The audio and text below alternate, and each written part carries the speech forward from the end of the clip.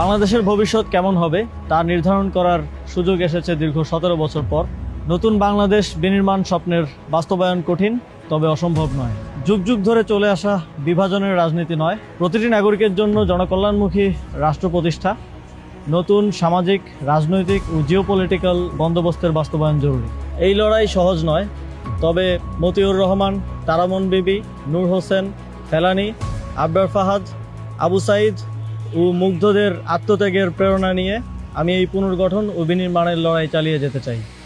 আসন্ন ত্রয়োদশ জাতীয় সংসদ নির্বাচনে আমি ধানমন্ডি, কলাবাগান, হাজারীবাগ, নিউ মার্কেট এবং কামরাঙ্গীরচরের একাংশ নিয়ে গঠিত ঢাকা 10 সংসদীয় আসনে স্বতন্ত্র প্রার্থী হিসেবে দাঁড়াচ্ছি।